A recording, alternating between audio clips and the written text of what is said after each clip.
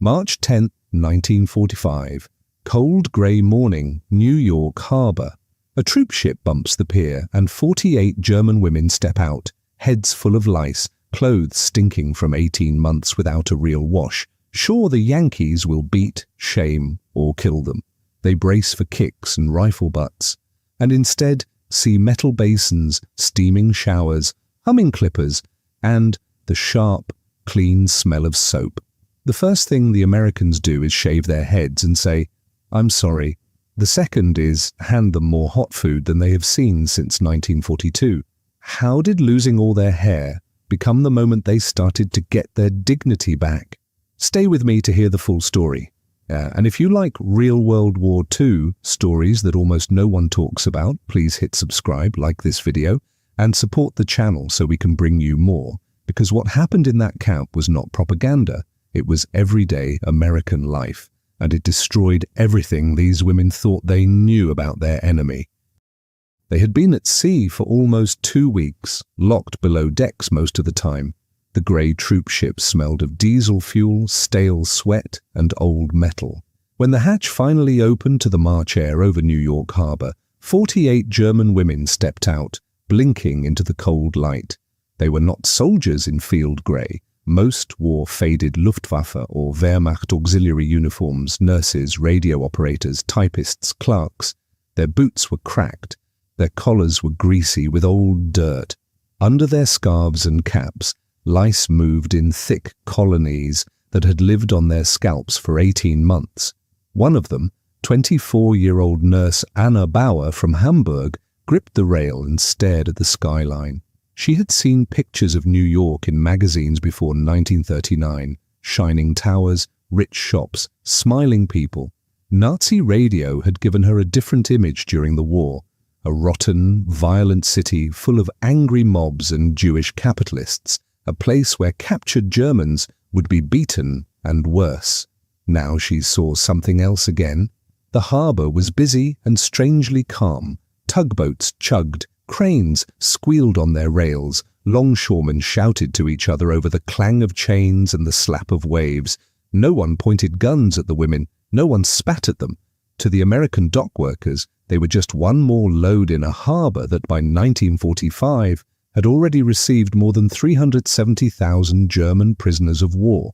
The paradox hit Anna like cold water. She had been told the Americans were barbaric, yet the first thing she smelled was not blood or filth. It was coffee from a canteen on the pier, and the sharp, clean sting of disinfectant. "Stand in line, 2 by 2, an American sergeant called.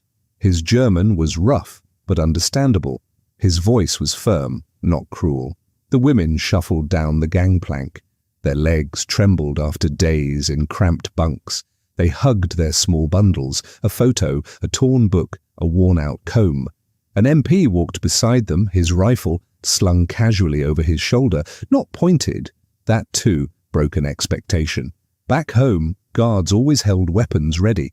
At the end of the pier, they were herded not into a cage, but into a long shed with steam clouding the air near the far end. Inside, tables were set up in rows. Medical orderlies waited with clipboards. On another table lay piles of cloth bundles and metal basins. Against one wall, an army barber chair. Next to it, an outlet with an electric cable snaking away, and on a small stand, a pair of humming clippers. "Delousing first," said a medical officer, "then showers, then clothes." His words were translated into German by a young interpreter, a German-American private from Ohio. "You have lice. We must remove them. Your hair will be cut short. Some heads shaved." A low moan moved through the line. For German women, long hair was a matter of pride and respectability. In Nazi posters, the ideal woman always had thick braids. Shaved heads were for criminals and traitors. The idea of losing their hair in front of foreign men felt like the humiliation they had been warned about. Anna's fingers went to the heavy knot at the back of her head.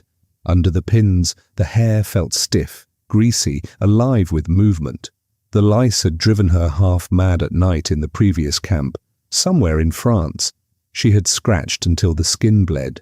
Still, the thought of clippers on her scalp made her knees weak. One woman refused at first, clutching her braid with both hands.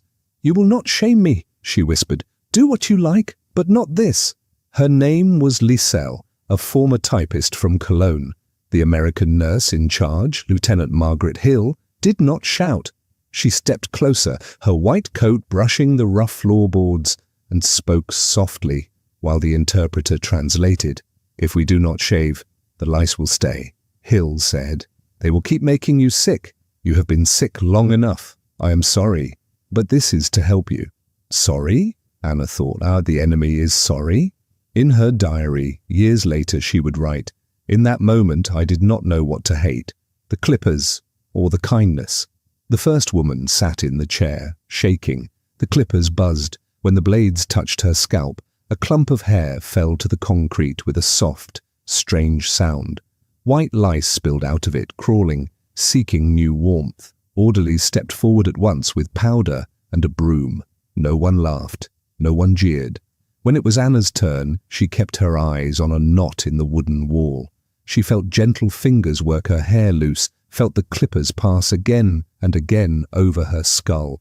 Cold air touched skin that had not seen light in years. She waited for insults. None came.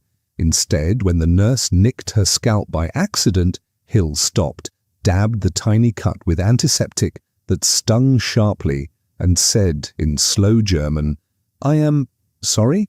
Anna later wrote, "The strangest thing was not the loss of my hair. It was that the hands that took it were careful." As each woman stepped down from the chair, she was handed a plain cotton headscarf and pointed toward the steaming end of the shed where showers waited. The lice were gone. The shame they expected had not arrived. In its place was something harder to understand, a system that could strip them, disinfect them, and still see them as human. Outside, the harbour cranes kept moving, loading trains that would carry the women south to a POW camp in Virginia. Inside, under the hot water they were about to meet, another kind of journey was beginning, one that would not just clean their bodies, but slowly wash away what they thought they knew about America. What they saw next in the showers and the mess hall beyond would deepen the paradox and turn simple survival into a moral question. The train ran through the night, south from New York. When the doors opened again, the air was softer, smelling of pine trees and damp earth. The women climbed down at a siding near a large camp in Virginia. Guard towers stood at the corners. Barbed wire shone in the morning light. But the buildings inside the fence were painted white, and flower beds, small but real, grew beside the paths. They walked in single file past an American flag snapping in the wind. Their heads were now wrapped in plain scarves over rough stubble. Without hair, their faces looked older, their eyes huge. Anna felt the sun on her bare neck and the strange lightness on her scalp. The lice were gone. The crawling itch that had followed her for 18 months had stopped. In her mind, though, she still heard scratching. Inside the reception building, warm steam filled another tiled room. "Shower then, doctor," the interpreter said. "Close after." The women hesitated only a moment. The clippers in New York had been a shock. The hot water here was a promise. Anna stepped under the shower head. At first, nothing happened. Then a metal groan and suddenly a rush of water, hot enough to sting. It hit her shoulders and back like a heavy blanket. She gasped. The water ran over her shaved scalp, down her spine, across skin that had been washed only in cold basins or rain for more than a year. The soap was smooth and white, with a faint smell of lemons and hospital. She held the bar in both hands for a second, feeling its weight. Then she began to scrub. Grey water ran off her body, then brown. She washed twice, 3 times, until her skin turned pink. All around her, water crashed onto tile. Some women cried quietly. Others let out little laughs that sounded almost like the girls they had been before the war. Later, Anna would say, "It was as if the dirt and the fear were leaving together. I felt my old self under my skin again." After the showers, they were given underwear, simple dresses, wool socks and heavy coats from US Army stores. Everything was too big because they were so thin, but it was clean and warm. They tied their scarves back over their bare heads and shuffled into another room that smelled of alcohol and paper. Here, doctors waited, 3 officers in khaki with stethoscopes. Each woman was weighed, measured, listened to. The numbers were written down in neat columns. Anna, who had been 60 kilos before the war, now weighed barely 43. At least a third of the women showed signs of anemia. Old wounds were checked, sores were cleaned. A feverish girl with a hollow cough was sent straight to the small camp hospital. By early 1945, the US Army was feeding and housing roughly 380,000 German POWs in more than 500 camps across the country. What these women received was not special. It was simply the standard system at work: medical care, shelter, and food according to the Geneva Convention. The food came next. They were marched to a long, low building with big windows. As they stepped inside, a thick smell hit them. Meat frying, bread baking, coffee, boiled potatoes. The sound was just as strong. Plates clattering, ladles scraping metal trays, voices calling orders in English. The serving line seemed to go on forever. Behind the counter, army cooks in white aprons stood ready. One held a spoon above a mound of mashed potatoes that steamed in the cool air. Another carved slices from a roast. Large pans of green beans and carrots shone with butter. There were baskets of sliced bread, and farther down something bright and yellow in heavy syrup. Canned peaches. "Take," said a cook, gesturing. "Plenty," the interpreter added in German. "They say you can eat as much as you like, but slowly. Your stomachs are not used to it." For a moment, no one moved. The women stared. In their last camp in France, they had eaten thin soup and 1 piece of stale bread a day. At home, ration cards had grown tighter each year. Here, in the enemy's country, food lay in wide metal trays, so much that some of it would not be eaten. Anna placed her tin plate on the counter. The cook gave her a scoop of potatoes, a thick slice of meat with brown gravy, a spoonful of beans. At the end, a woman with grey hair and kind eyes added a piece of bread and 2 peach halves that trembled in syrup. Anna sat at a table with the others. For several seconds they just looked at their plates, and then one woman took a bite. She chewed slowly, eyes closed. Tears ran down her face. "It tastes of nothing," she whispered at first, then shook her head. "No, it tastes of everything." Anna raised the fork to her mouth. The meat was soft and salty. The potatoes were rich and smooth. The beans had a bite that told her they were fresh, not dried. When she tasted the peach, sweet and cold, she remembered a summer before the war, a market in Hamburg, her mother laughing. That night, in her bunk, under 2 wool blankets, the guilt came. She lay on a mattress for the first time in months, her stomach full, the smell of clean sheets and faint disinfectant around her. In the dark, thoughts turned toward home. She tried to picture her parents' flat in Hamburg, but now bombs had fallen there too. News had reached even the camps. Firestorms, whole streets gone. Her last letter from home, months old, had spoken of 1,000 bomber raids and sharp ration cuts. Her mother had written, "We stretch everything. We are thin, but our spirit is strong." That had been before the last great air attacks. Anna was now eating more than 2,500 calories a day, nearly as much as an American soldier. In many German cities by 1945, civilians survived on barely 1,000. Each spoonful, each peach slice in her memory felt heavier when she thought of that. "Why here?" she wrote in a small notebook given to her by a camp worker. "Why am I safe and warm while my family hides in cellars? The enemy feeds me better than my own state ever did. I do not know what to do with this fact." Around her, other women lay awake with the same double feeling, relief in their bodies, a stone of shame in their chests. The camp was saving their lives. Somewhere beyond the ocean, people they loved faced hunger under falling bombs. In the days that followed, the routines of this place, roll call, meals, work lists, began to shape their hours. But it would be the faces they met inside the wire and beyond it that truly tested what they believed about America. Days in the camp began to follow a pattern. A bell rang at dawn. The women lined up in the cool air while a guard with a clipboard counted them. Then breakfast, work details, lunch, more work, evening roll call. The barbed wire and watchtowers never moved, but inside that frame, something else was quietly changing, the shape of the enemy. Most of the guards were young. Many had soft southern or midwestern accents. They carried rifles but often held them loosely, as if they did not expect trouble. Some had sunburned necks and farmers' hands. One morning, as they stood in line, Anna saw a guard yawn and rub his eyes like any tired boy. She felt an odd jolt. In posters back home, Americans were always shown as fat, cruel, or greedy.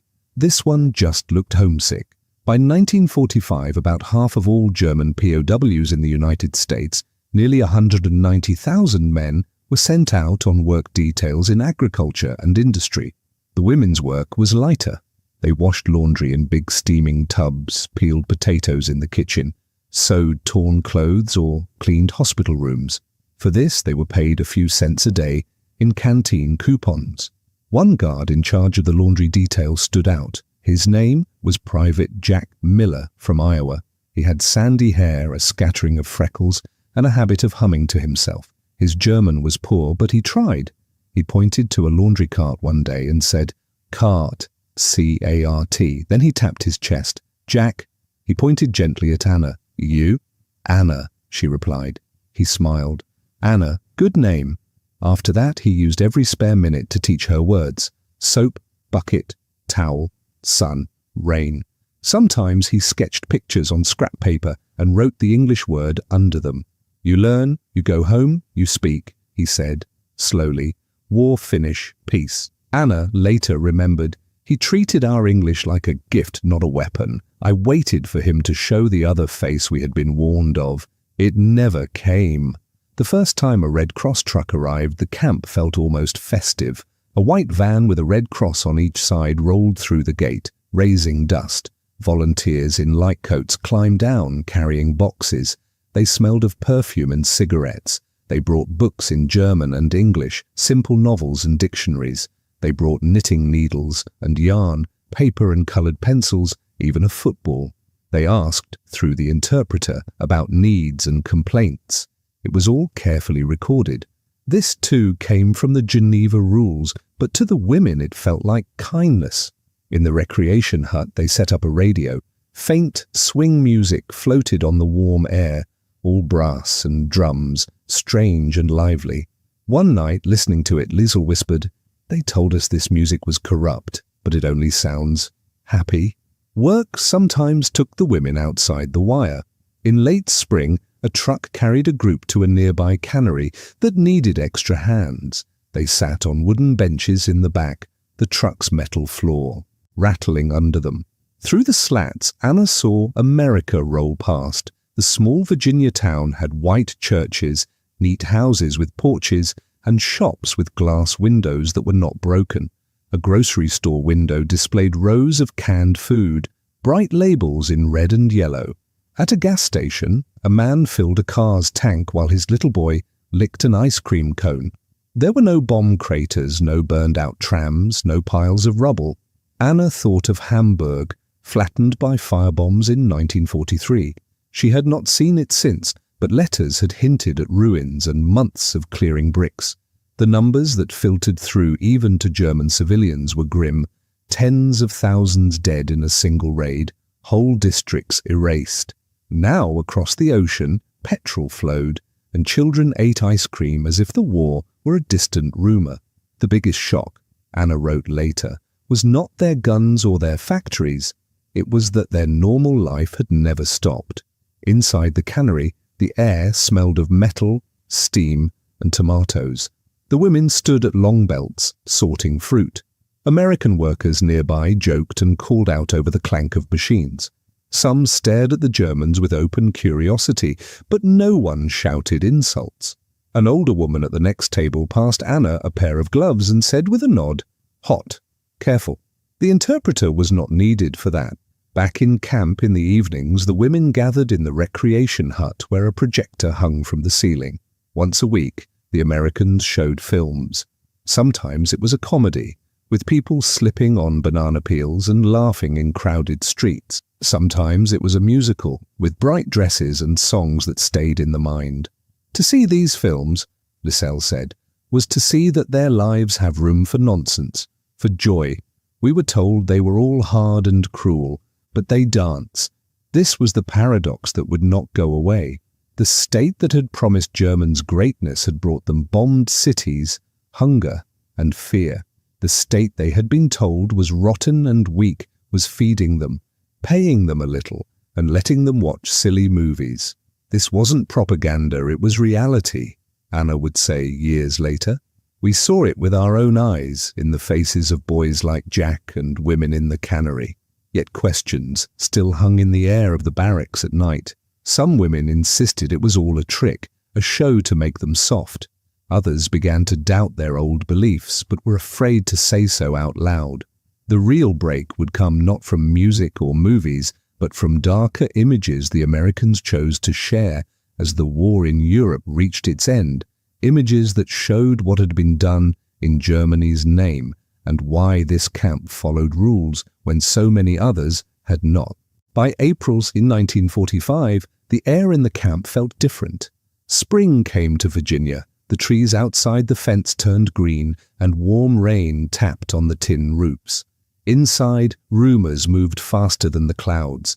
Guards spoke in low voices. Maps on the Americans' bulletin boards showed new lines every week, pushing deep into Germany. One morning, the interpreter gathered the women in the mess hall. He stood on a small platform, paper in his hand.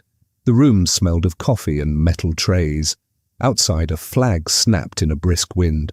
"German army has collapsed on the Western Front," he said in slow German. "American and British troops have crossed the Rhine.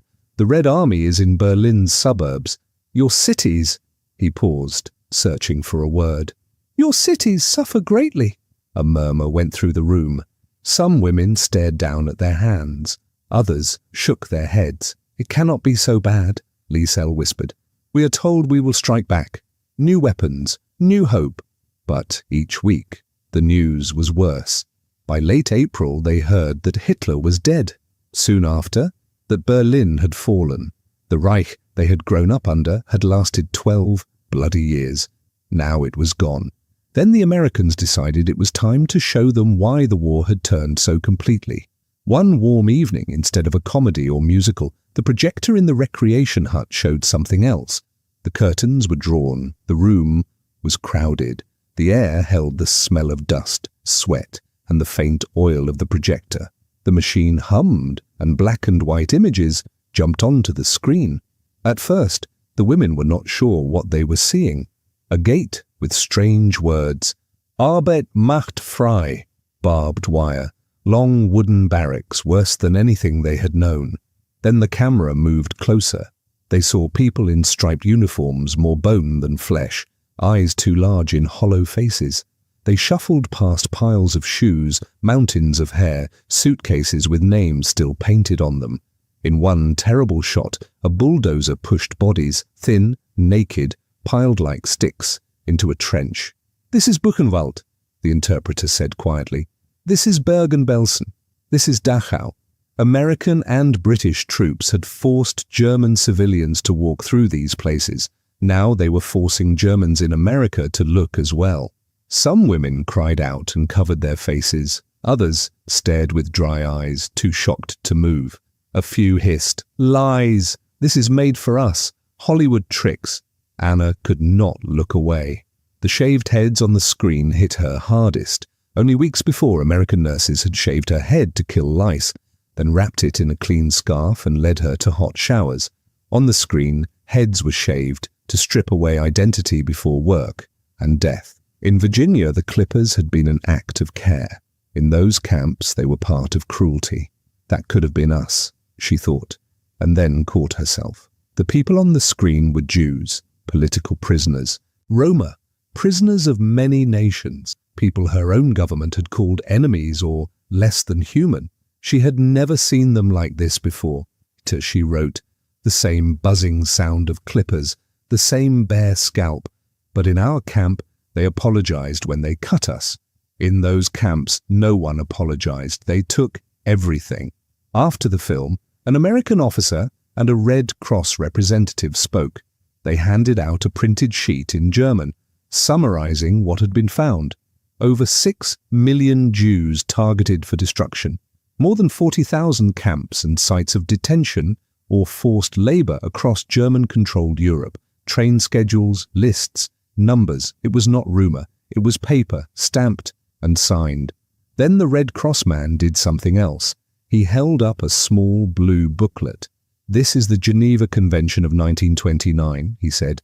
"Your government signed it. Our government signed it. It says prisoners of war must receive enough food, basic medical care, protection from violence. It says they may work, but must be paid. That is why you get rations, doctors, and coupons for the canteen. It is not a favor. It is a rule." Anna felt the words like a weight. She remembered a transit camp near the Channel months earlier, where she had briefly seen British prisoners through a fence. Thin men in ragged uniforms, guards shouting, a rifle butt striking one across the shoulders. No Red Cross trucks there, no clean mattresses, no movies. In the barracks that night, the whispers were different from before. "I saw Jews taken from our street in 1941, murmured one woman from Frankfurt. "We were told they were going to work in the East, but why would workers be starved like that?" "My brother wrote from Poland," another said, voice shaking. "He hinted about shootings. I told myself he was exaggerating. Now I think, no." Still, some clung to denial. "The Americans show us only what suits them," Lice insisted at first. "They treat us well so we will think they are better. They show these films so we will turn against our own people." "But remember," Anna replied softly, "this wasn't propaganda. It was reality. Look at how they treat us compared to how those people were treated. If they wanted us dead, they would not worry about lice or vitamins. Something is different here." In her small notebook, Anne wrote, "Our side said it fought for honor and order, yet it built places with no rules. Their side we called barbaric, yet they bind even their enemies with rules that protect life. Where then is honor?" The Reich had already fallen on maps and in ruined cities. Now in this quiet southern camp it was falling inside the minds of some of its daughters. They had come to America as loyal subjects of a mighty state.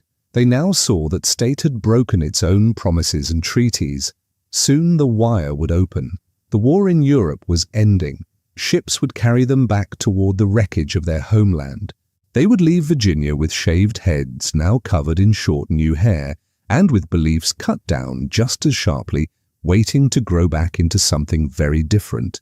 In May 1945, the camp loudspeaker crackled to life. The women stopped what they were doing, peeling potatoes, hanging sheets, sweeping floors. The interpreter's voice came over the metal cone. "Germany has surrendered," he said. "The war in Europe is finished." The mess hall was very quiet. Knives paused above cutting boards. A spoon clinked against a tin cup. Some women began to cry. Others stared ahead with empty faces. For 6 years they had heard speeches about final victory. Now the Reich was gone. Anna felt strange. She had waited for this moment with fear. She expected to feel shame or rage at the enemy. Instead, there was only a heavy tiredness and a question, what comes next? For a time, nothing changed. The work lists stayed the same. The food stayed the same. The guards were a little more relaxed. Some even said, "Soon, home," with a small smile.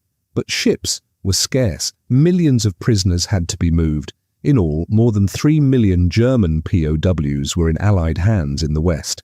Sending everyone back would take months, even years. In late 1945, Anna's name finally appeared on a list. Repatriation, the slip of paper said. She and 30 other women were told to pack their few things. A cold wind blew across the camp as they climbed into trucks for the last time. The wire slipped away behind them. The harbor in New York looked different now that she was leaving. It was still busy, cranes swinging, gulls crying over the grey water. But this time she was not arriving in fear. She was leaving something that, in a hard way, had kept her alive.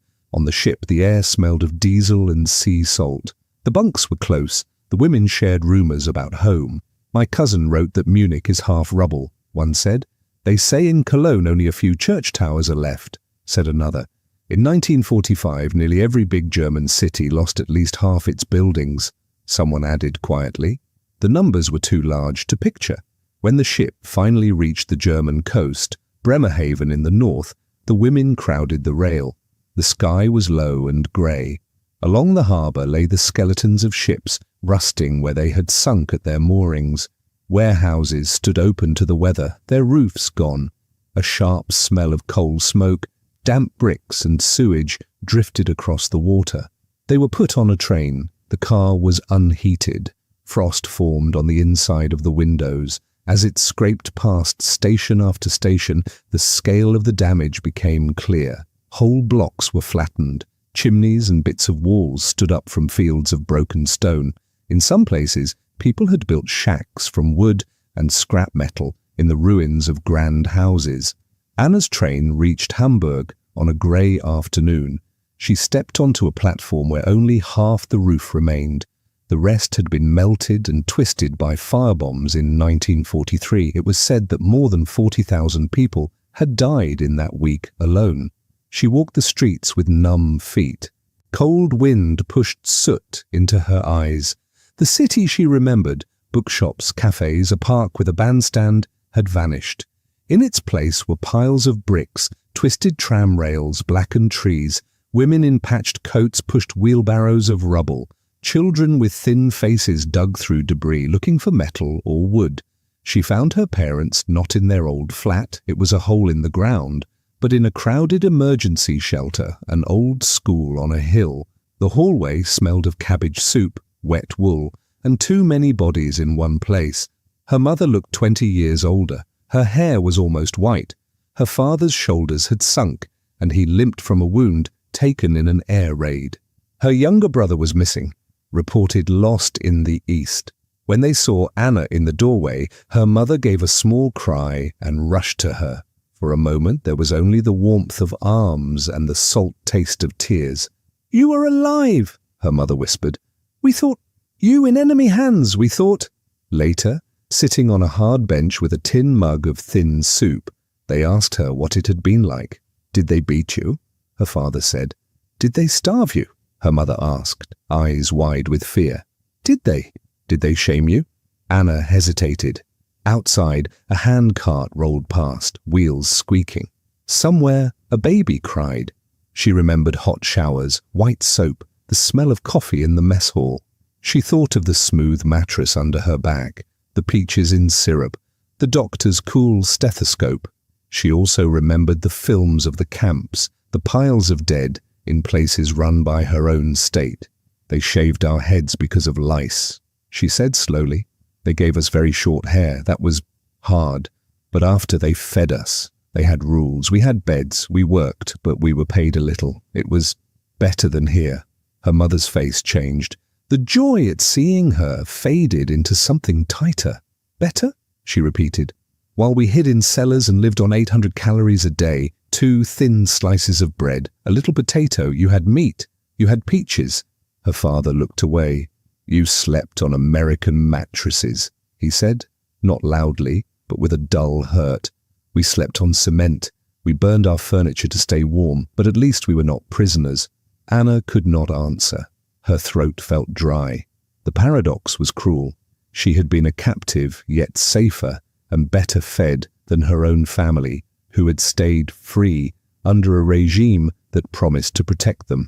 In the weeks that followed, she helped clear rubble by day and stood in ration lines at dawn. She took work when she could at a small hospital, wiping floors at first, then slowly returning to nursing as more doctors and supplies arrived under Allied occupation. She saw patients with frostbite from the winter of 1946-47, when some areas of Germany had food rations drop below 1,000 calories, and coal was so short people froze in their flats. Sometimes, at night, as she lay on a straw mattress in a cold room, she thought of the Virginia camp. In her memory, it smelled of soap and coffee and fresh bread. She hated that part of her, longed for those sounds and smells. She also knew that what she had seen there, the different way of treating prisoners, the brutal films from the Reich's own camps, had cut her old beliefs to the root. Around her, other former POW women faced the same mix of gratitude and guilt, resentment from neighbors, and the hard work of rebuilding. Most spoke little of their time in America. When they did, they chose their words carefully.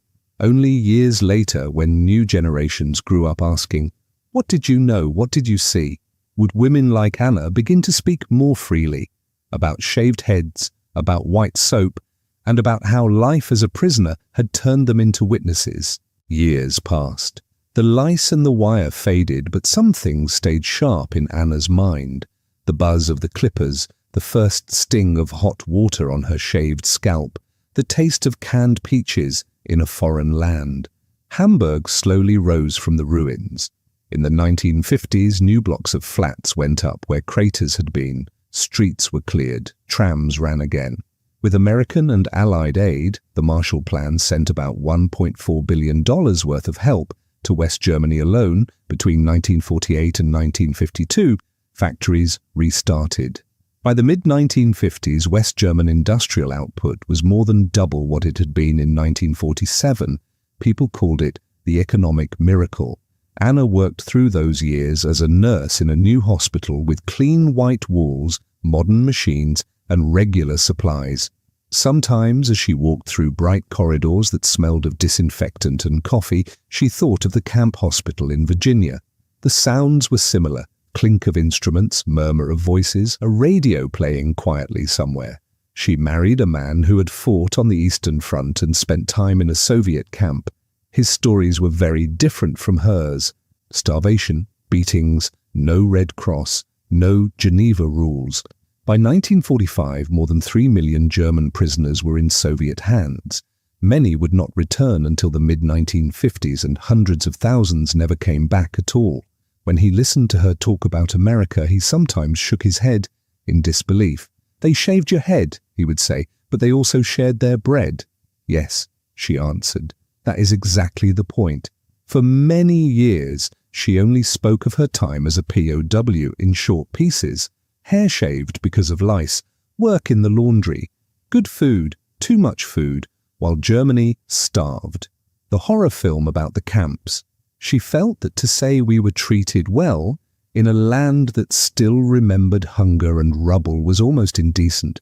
But her children grew up in a calmer world. They went to schools that taught them about Hitler, about Jews, about war crimes. They saw photographs from Auschwitz and Treblinka. They asked questions that had not been asked in the 1950s or early 1960, i.e. "Mother," her daughter said one evening, "where were you when all this happened? What did you see? What did you believe?" So Anna began to talk more fully. At the kitchen table, over the smell of stew and freshly brewed coffee, she told them about Virginia. She described standing in line, lice crawling, sure that the Americans would humiliate them. She told how instead they brought clippers, soap, and an apology. They had every reason to hate us, she said. We had bombed their cities. Our U-boats had sunk their ships. We had followed a man who built those camps you see in the books. Yet the first American sentence I remember is, "We must help you." When her grandchildren were born, the questions took a new form. School projects, history reports, TV documentaries. Once, in the 1990s, a local historian visited with a tape recorder. By then, Anna's hair was thin and white, but her voice was steady. "We went out into the world as Germans," she told him. "We had been told we were a special people, that we brought order and culture. We ended the war in a camp in Virginia, learning that the people we called barbaric had laws to protect even us. We had come as conquerors. We left as students." She kept a small box in her wardrobe. Inside were a few relics. The worn German-English word list Jack had written for her on scrap paper, a camp canteen coupon worth 5 cents, a Red Cross booklet with the Geneva Convention text. Now and then she would open it, and the faint smell of old paper would take her back to that strange island of rules and plenty in the middle of war. Once, a letter arrived with an American stamp. It was from Jack Miller's daughter. She had found Anna's name in her father's papers after he died. He had kept a faded photograph of the camp laundry group and a note. German girl Anna taught me that enemy also human. In her reply, Anna wrote, "Your father's small kindness, the extra word, the simple respect, did more to break the teaching of my youth than any gun. This wasn't propaganda. It was reality. I saw it every day." By the end of the century, Anna was an old woman in a quiet street of a wealthy, peaceful Germany. Her grandchildren spoke English, traveled, watched American films without thinking of enemy lines. When they asked her what the war had taught her, she did not talk first about tanks or bombs.